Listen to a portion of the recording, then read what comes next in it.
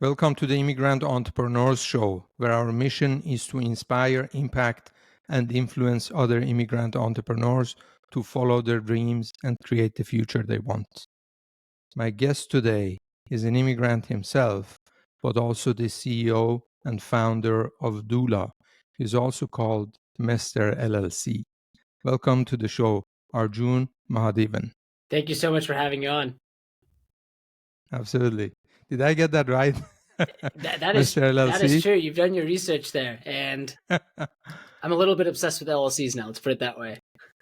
Awesome. Arjun, let's jump into it. Tell me what you do and what the company is about.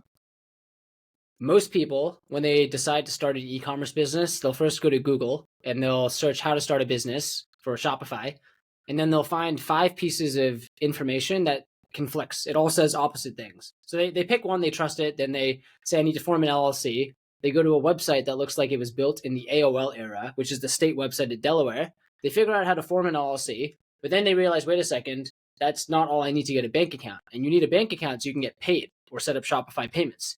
So you get your LLC, then you, believe it or not, we're almost in the year 3000. Elon Musk is probably going to have flying cars soon. You still have to fax forms to the IRS if you're a non-US resident. You have to go through this flow online if you're a US resident. So then you get your EIN, you then figure out how to get a bank account, and then finally you get your store set up. But then once you get your store set up, there's not a single entrepreneur I know whose goal is to make one sale. Their goal is to scale, right? They want 6 figures, 7 figures plus. And when you're scaling a business, you have to manage your bookkeeping, which prepares you for taxes, which is one of the 2 certainties in life. There's death and taxes. So all of these things, they're fragmented, they're expensive, and you as a founder, you don't have time to deal with 4 vendors. You want to just focus on what you do best, which is building your business. So our goal is, what if instead of having this fragmented back office, instead of having a checklist of things to do after you start your company, you could have this business in a box or one-stop shop that connects the dots. And that's what we've built. It's this business in a box for e-commerce. Start an LLC with us in all 50 states. We'll do your sales tax registration, get you a reseller certificate. We'll help you get a bank account. We do your bookkeeping and your taxes with CPAs on staff. And we even have e-commerce analytics. So the goal is you scale your business. We're with you every step of the way. And all the unsexy yet required and critical paperwork is handled by us. Awesome. Thank you. Why only e-commerce? It's not only e-commerce. However, we've realized that there is a massive underserved market. So to give you a sense, we have 10,000 customers on over 175 countries. We work with e-commerce businesses. We work with software as a service businesses. We've even worked with companies that have raised millions and gotten into Y Combinator. However, something that I believe, and I've learned the hard way, is the riches are in the niches, meaning you can serve many people mediocrely or a select few spectacularly. So we are building more features for e-commerce businesses. However, you can be a consultant, you can be an international freelancer and still find value from the business in a box. But it is important for us to actually focus on who is our ideal customer. That doesn't mean we can't have other customers who are quote unquote non-ideal too. Awesome. By the way, I'm just making a note because I need to connect you with someone. He's basically a coach who coaches hundreds, if not thousands, of e-commerce business owners. Amazing. And we might have to stop recording and go do that right now. maybe you've heard of him, Ryan Daniel Moran. You know what? The name sounds familiar, but thank you so much. It's so kind of you. I'd love the introduction. Absolutely. So, all right, man. Tell me how you came up with the whole idea. It's not you just get up one morning and you're like, hey, I'm gonna start this business that helps other business owners. How did it happen? Well, when I was 6 years old, I had this dream of how can I help people start LLCs. I'm kidding. That's a complete joke. You're looking at me like, yo, this guy's insane. Complete joke. No, the truth is, here's the truth. And you know, sometimes you hear people like, oh, they knew from the early age they wanted to do it. Here's the truth. 4 years ago, I didn't know what an LLC was. The first company we formed, I had never done it before. I was looking up online how to do it. Thank God we got it right. Now, the truth is, we spent $30,000 on fees getting the first company set up. And that's because you might be also thinking, how did you pay $30K? Like, didn't you see the bills racking up? Here's the truth. Lawyers charge $1,000 by the hour. Really good lawyers. You send 10 emails, $10K right there over an hour of billables. Bookkeeping costs $2 to $3K. An accountant charges another $2 to $3K. You have a payroll company, registered agent, and then next thing you know, there's the annual state filings, all of these things which start to slowly but surely trickle up.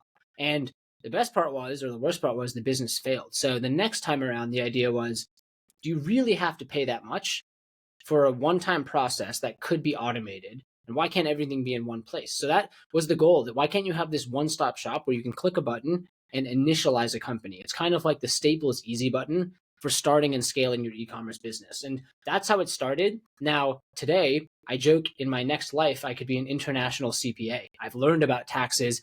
I've learned about bookkeeping. But I think this also goes to show, and I've heard this now, and I think our journey reflects this, generalists start companies, specialists scale companies. And I think part of the reason why a generalist can do it is because you take and look at a problem and you approach it from first principles. For us, that was, why do these things have to be separate? Just because they have been in the past, formation and bookkeeping and tax and e-commerce analytics, why can't they be together? And just by asking that question, you realize, as Elon Musk says, physics is the law. Everything else is just hypotheses, right? Physics is the law, though. Does it break the law of physics to combine these things? No. So let's combine these things. And it turns out that solves the problem. Awesome. By the way, are your clients outside of the US, or I understand they form businesses in the US, but are they physically outside or in the US? We serve customers globally, over 175 countries. Now, about 2/3 of our customer base are people who live outside the US. So they don't even live in the United States. And without having a social, you can start a business and get a bank account.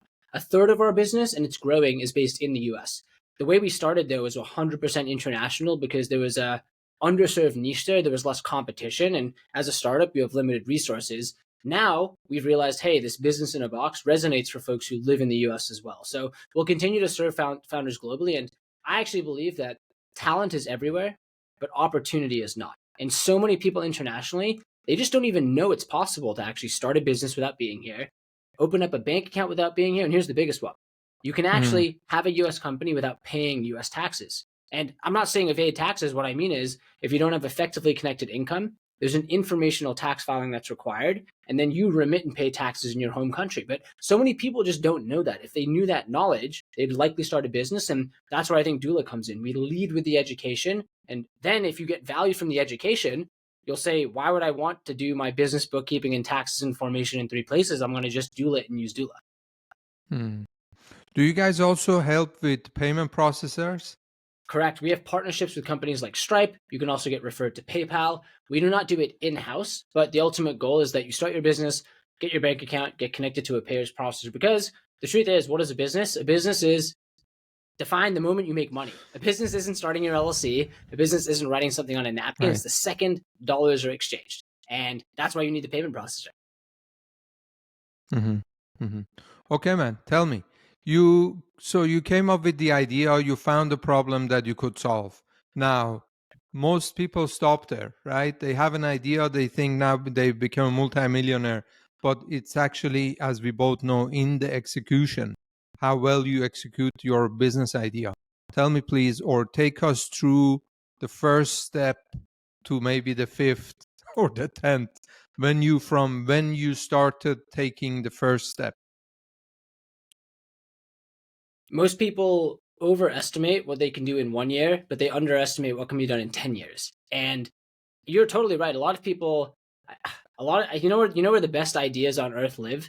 It's not in a book. It's not in a video. It's underground. Graveyards. Yes. Yep. Because it's people who had ideas and didn't act. Now, why don't people act? I think part of why people don't act is fear of failure and fear of what other people think. I actually think that's the single biggest blocker for doing so many things in life.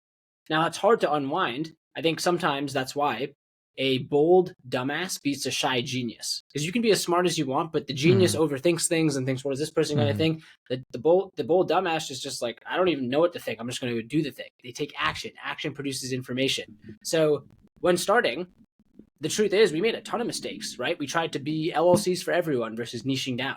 We tried to build a website builder, which didn't work as well. We've tried many things which haven't worked, but the nitty gritty is, hey, starting because you hear from a customer there's a pain point, you solve it for one.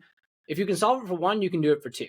Like, there has to be someone else out in the world. If you can do it for 2, why can't you do it for 10? And I actually think it sounds very silly, but it's just working your way up like that. And then as you're working your way up, you start to realize, okay, this one customer told me, because I talked to them, that they heard about us from an Amazon coach. Oh, rather than asking him for his recommendation, ask to go talk to the Amazon coach, and let's partner with the Amazon coach. So the Amazon coach can send us 100 people. And you start to realize more scalable ways of acquiring customers, which means instead of adding one customer a week, you can add one, then two, then three, then five, then eight. So I think the name of the game now is, we know they have something people need. We know there's a huge market. How can you meet as many of those people as possible? So what I spend a lot of time thinking about now is, what are channels where we can spend an investment? And you're going to have to invest. Even if it's not money, it's the people who cost money, who cost time, where we can put one in and get two out. Because if you can do that, you can just pour more in and you have these non-linear growth channels. So how did you test your idea before you doubled down on it and spent tons of money on it? The first 100 customers is rough.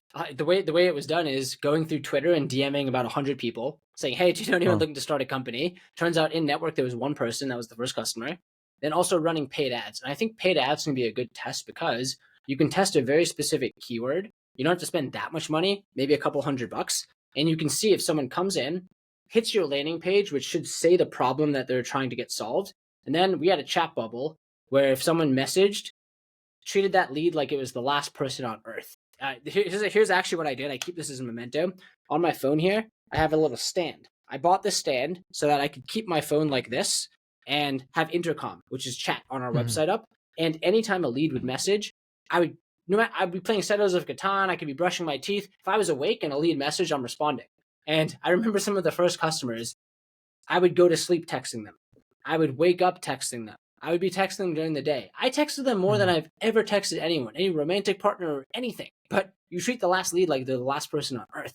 And you learn so much from that. You learn tooth and nail about what messaging works, what does work. And then you take that messaging and you update your website. You take that messaging and you realize they had a question about, what are my taxes? You can write a blog post. So that was the first 100. Now the name of the game is cool.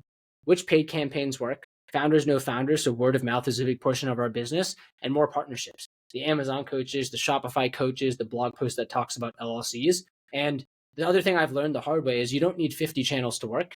You just need one good one, really, like one good one. And then even if you get that to six figures, you can probably get it to seven.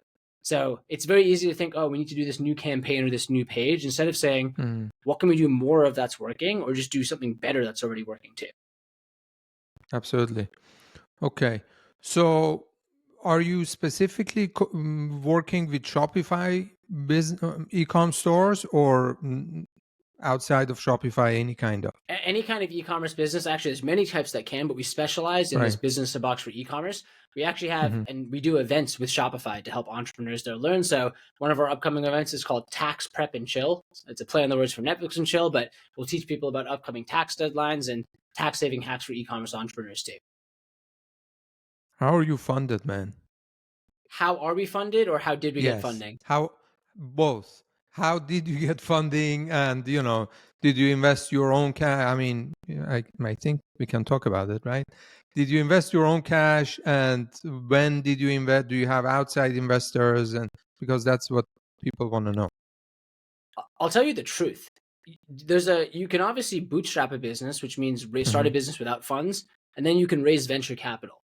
I didn't know that bootstrapping existed. And people are like, wait, what do you mean? But I'll tell you the truth. I lived in San Francisco, and every day I would pass the Twitter office, the Uber office, the LinkedIn office, Dropbox, which is where I worked. And next to Dropbox is Pinterest and Airbnb. So all I knew was raise lots of money, moonshot idea, Y Combinator, venture capital, Hacker News, TechCrunch, product. That's all I knew. That's all I thought of. So that's the reason why. And again, you don't have to build every business this way, but the first funding came through Y Combinator and other pre-seed funds in San Francisco. After going through Y Combinator, we were able to raise the seed round because the business was growing, and then raise the Series A, do a strategic round, and then the next round would be our Series B. So the truth is, I only knew what I knew, which is why it's so important in terms of what you surround yourself with. But the ironic thing there is Doola is not built for Doola. What I mean by that is, we're not building for the venture-backed startup raising millions. We're building for the solopreneur, or that multiple member LLC with a few people, either building that side hustle or scaling their business to 6, 7, 8 figures, which I believe for most of the world is actually 100% attainable if you stick with it, if you start. Because a lot of people are afraid of the failure in starting. not everyone is going to be the next Apple billion-dollar company, but I actually think everyone, I will go out and say this, I think anyone can build a business that does 10,000 per month. I don't know what your profit margins will be, but I actually think anyone can do that. And that to me, such a big market and such a big impact you can have in the world if you can democratize access to that in the US and enable anyone to do that too. Mm-hmm. So you guys have raised capital. Correct. We've raised 13 million in total. 13 million. Okay. And how when did you start the company again? Company is about 4.5 years old now. 4.5 years. How many customers do you serve? Over 10,000 from over 175 countries. Okay. And are they, so once they come on board, do they stay with you for a long time, or do you also have churn?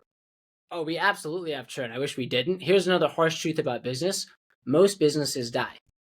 It's hard to start a business. We actually see, and you can look at public companies' filings and their records for this, about 30 to 40% of new businesses that start die in the first year. Most of that is organic churn, meaning they didn't churn because you messed up a process. They churned because their business died or they couldn't figure out product market fit. So we see a lot of churn at formation. That being said, once you make it past that first year or you finally get your first sale, much stickier, right? Because you have a business and then it's about scaling your business. So we absolutely see churn. And the reason why, if you're an e-commerce business, we can help you start, but our goal is we want to help you scale so that we're not just stuck at point of formation. Bookkeeping, taxes, analytics, these are all things you need to properly scale your e-commerce business. Right. So since you are the source, we want to know what, and you work with so many successful entrepreneurs and also those who fail. If you could categorize it and break it down and tell us, hey, this is what the successful guys do, this is what the multimillionaires do, and this is what these guys do, or this is the obstacles they cannot overcome, those who give up, what would be the categories for the ones that are successful and the ones that stop or give up or fail? I think there's three things that I've seen in really successful people. It could be entrepreneurship, but there's these three traits. The first is they have some sort of chip on their shoulder. Like something's pushing them. It could be whatever. It could be, hey, when I was growing up, I didn't have a lot of money, so I want more money. Or it could be, these people thought I would amount to nothing. I'm going to prove them wrong. But I think every person has some sort of chip on their shoulder. The second thing is they have delayed gratification, meaning there's so many easy wins and dopamine you can chase. This has been shown in studies too. Stanford did an experiment called the marshmallow experiment where they took a 6-year-old kid, sat him in a room and said, here's a marshmallow, but if you wait 5 minutes, you can get 2. And then they would film the kid and kids would try to sit on their hands or walk around. The kids who waited 5 minutes for 2 marshmallows, that was predictive of higher earning potential, higher SAT scores. Delayed gratification, I think, is a huge key to life. And I think the top entrepreneurs and people I know, they're able to delay gratification where they know I might spend 3 months building a software product, but when I launch it, it'll drive revenue. And then the third thing is that they have this, what I would call a Napoleon complex, meaning they're so irrationally confident about themselves. And I think delusion, you have to be a bit delusional to start anything. And that's where they're so irrationally confident that it's delusional and people will make fun of them or say, don't do it, but they do it anyway.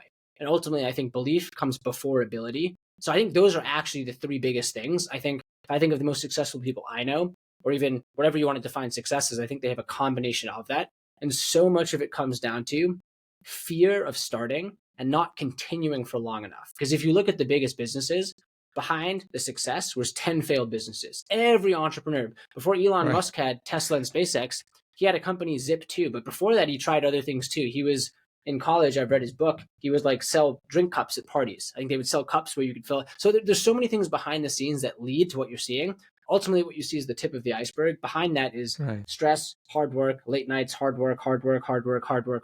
There's a lot of things beneath the surface. And absolutely, 100%. And, once they make it, whatever make it is, they come and talk about it. They come and talk about all the journeys that failed and, all the obstacles and challenges they had to overcome. But so many people don't talk about it. And, you see all the, the big yacht and the fancy cars and everything, but they don't talk about the things that they have to overcome. You just see the result, and also successful, like super smart and successful people make things look so easy. Oh, I did that, and then I did that, and then I achieved that, and then I got there. Okay, but let's double down on what it means to do that. So yeah. So when you started Doola, did you start with one service and then you added the next and the next and the next, and you got where you are? Absolutely. It started with company formation. Then the next edition was business tax filings. Then the next edition was bookkeeping. And then the next edition was analytics. So in hindsight, I could tell you, oh, it was very logical and methodical and strategic. The truth is, not at all. We built a website builder, which no longer exists today. We tried to build banking, which also didn't work. And those are the battle scars, I would say, which I'm grateful, because a lot of those can be company killing events, because ultimately the most valuable asset, which equates all of us, Jeff Bezos, to a baby, is time. And as a startup, it's that opportunity cost of time being spent on the wrong thing, which can kill you. Your greatest advantage as a startup is speed, because action produces information. So I'd be lying if I said it was methodically, perfectly structured. Although what I've learned now from the last 4 years is, going forward, it is so important to get it right, because you can then compound so much faster, right? And instead of doing it over 40 years, you can do it in 4 years, which means you can grow faster. And why does growing faster matter? Because I want to have the biggest impact possible. And to do that, you do it as fast as possible to reach as many people, to deliver as much as value to. Mm-hmm. What are the biggest, maybe people are listening to you now and are like, hey, this guy is on top of what he's doing. He's super smart. He's been in San Francisco. He's raised money. He's got it. What are the challenges that you face on a day-to-day basis, that you have to deal with, that, it's also part of the business and growing and scaling a business? People. We like to act like it's numbers on a spreadsheet, but everything in life is people. And ultimately, at the startup phase, you have people who build a product and you see if it generates profits. Then when you have reached product market fit, there's this evolution to becoming a scale up, which is where now you have processes. You need to have processes which you can then put really good people into, and then you strictly manage performance. How much ROI can we get from things? And a challenge for sure. This is something which I am learning and absolutely getting better at, but I realize it's not an inability issue, it's an inexperience or knowledge issue. Is how do you make that transition from founder to CEO, from IC to manager? And the best analogy I've thought of for this is, when you're starting a company, you're digging for oil. There's oil in the world somewhere, but you try digging here, you find nothing. Crap, this axe doesn't work, let's try an arrow. Or like, let's try dynamite. Oh, there's nothing over here too. You're trying so many things. A lot of people don't even start to dig for oil. That's why they don't, it's in the grave underneath, 6 feet under, the idea. But you dig, you find oil. Once you find oil, finding oil is fun, right? I like finding oil. I like doing sales calls. But eventually, your job switch is to building the oil rigs, where now you need to extract as much oil as possible. So before, IC work might have been hammering at the earth. Now your IC work is calling the vendor for pipes to build the oil rigs. Different type of work, but different type of leverage and impact. So it's a struggle for sure, but I view it as, hey, it's a challenge. And if I can do that, I'm able to have even more leverage, because the truth is, yes, you don't necessarily need more people. You can use technology, you can use AI for leverage, but a team of 100 efficient people with lots of leverage is going to crush one person, because you have 100 people pointed in the right direction. So I think you can get more leverage, and the better manager I am, the more impact everyone will have, and the more customers will help, and the bigger impact we'll have in life. 100%. I imagine you deal with a lot of first-time entrepreneurs, because now they're starting their businesses. And when I have seen a lot of first-time entrepreneurs, and sometimes, I'm not saying all the time, sometimes they need a lot of hand-holding and, explanation and so on and so forth. How do you manage that when they come and they have so many questions and they have so many unknown paths that they have to follow? How do you structure that? From a back office perspective, I define back office as your company management, your bookkeeping, your tax. I think that content and product-led education is so important. So when someone starts a business, we'll send emails that outline exactly what's happening at each step. We'll have blog posts that walk through, here's what's happening. We'll record video content. And the goal of that is what works for you when you're done working. Content, written posts. So it's more scalable. Don't get me wrong, you could do a one-on-one introduction call, and we do one-on-one sales calls, but that's the goal. Is you do it once for someone, you look at all the questions they have. When you hear those questions from 5 people, you realize, okay, let's create an answer for all these questions, and then continue to iterate and add new ones. So that, at least for our product, I think through your product experience, and another thing I had to unlearn is that design isn't just the veneer or the aesthetic. Good design is actually education. It's the user experience too. So I think good design in a product means someone comes in and they learn as they go without having to talk to someone. It's the copy, it's the graphic, it's the onboarding flow too. So I think the education, the content, and really immersive design, all of those 3 things can take a complex process and make it very simple to understand. That's right. Do you have all the experts in-house on your payroll who, do these services, or do you outsource? We have bookkeepers, human bookkeepers. We don't have AI bookkeepers on our staff and payroll. We have certified professional accountants on our payroll too. We think that's incredibly important for expertise. People want human touch. And my belief is that our tax preparers, our CPAs and bookkeepers, they're kind of like Tony Stark. Tony Stark becomes Iron Man then when he puts on the suit. So I believe through technology, we can turn our team into Iron Man, but they're Tony Stark. So using technology to make them more efficient and powerful, where one bookkeeper can work with 50 people and go to 500 people with the right technology. But we believe that human in the bookkeeper or the CPA is important. And we think outsourcing it means you have a higher chance at a poor quality experience. We want an incredible experience that we can control. Arjun, last question. I know we said we will, fast forward everything. I have so many questions, but I'll definitely have you on back sometime soon if you can find the time. But one last question before we come to wrapping up. When you do everything and bring on these entrepreneurs and onboard them, at what point, when you have your business, at what point do you go out and okay, I have a product, I have product market fit, now I go and raise money? And because that's also what an investor would want to see, right? Before I invest money in your company or your business idea, I want to see proof of concept. So give us your feedback on that. I think I got a bit lucky, and I think this is the benefit of Y Combinator, where if you go into Y Combinator, the entire program is structured so that at the end of the program, there's demo day, where they invite the investors to come listen to you pitch and create the urgency, create the timeline. So that, to me, yes, you want the highest metrics, but that was my first experience of, okay, you have this 12-week period, grow as much as you can, learn how to pitch your business, and then meet investors for your first round. Now, the thing which I've learned now is that for future fundraising rounds, you hear these stories of, hey, like we raised our round in one day from one tweet. I don't know if that's always true, because behind that one tweet could have been a year of coffee chats or conversations. So my approach now is, hey, we are not actively raising now, but I try to talk to a new investor every single week. Why? 1, investors are smart.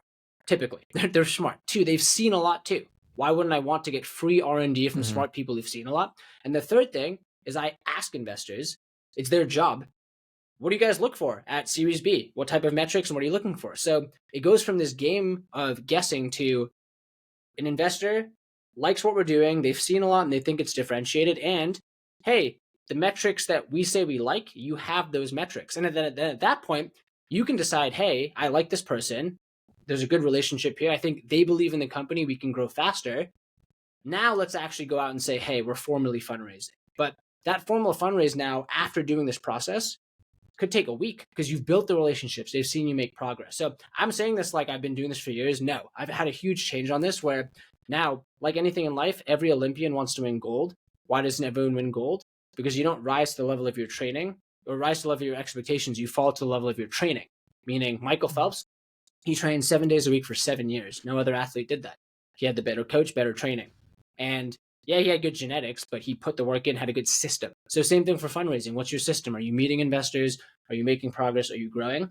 And when is the right time to raise? Ultimately, I think to answer it tactically, it's when you have an inflection point. So did you just reach a new milestone in terms of revenue? Did you pick up a new marquee customer? Because no chart looks like this. It's more like this. Like if you really zoom out, it's probably step functions or zoom in. So I would say at any inflection point, that's probably your best time to raise because you have some momentum. And with momentum, you can create urgency or excitement. And ultimately, last thing I'll say is we like to think that we're logical creatures. I think we all make emotional decisions and we justify them with logic. Same thing for investors.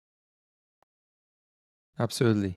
Before I let you go, one last question. You said every successful entrepreneur you see, or most of them, have some sort of driver that keeps them pushing through and keeps them going. What keeps Arjun going? My biggest fear is floating through life, where our time on Earth is a speck. And my biggest fear is that I look back and I say, I didn't achieve 100% of my potential. And what is my potential? Only I can define that. But that's the single biggest driver for me, is I can already kind of picture myself on my deathbed, and I don't want to look back and say I wasted it. And there's things I've done in the past which, hey, maybe I wish I did differently. But right now, it's how can I treat every day and attack it like it is the last, like I will minimize any of the regret in the future. So it's that fear of floating through life, this desire to have the world's biggest impact. And I think a company is a vehicle for that. The way I view it is Doola helps someone start a business. It's not just them, though. They have their family, their kids, their customers who then might start businesses who have more customers. So it's like a great virus, which is spreading entrepreneurship through the world. And if we do our job, we single-handedly raise entrepreneurship globally. I can't think of a bigger impact than that. And hearing a customer start a business with us and say, I didn't just start a business, I made a dream come true, that never gets old. I love that, Arjun. You're on an amazing mission. So before I let you go, please tell our audience where they can find you. We will definitely link you up in the show notes, but also tell them where they can find you and how they can find Doola. Doola.com. You can book a free demo consultation chat with anyone on the team. You can also find me on social, all platforms, just Arjun Mahadevan. And again, we'd love to be part of the journey, but even if you don't work with us, we want to just make sure you get the right education. And again, don't overthink it, just Doola it. Take action. Life's too short not to shoot your shot. Arjun, it's been a blessing talking to you and sharing your story and your amazing expertise. Thank you so much for taking the time and coming on and spending time with me. Thank you so much for having me on. Really enjoyed it. Absolutely.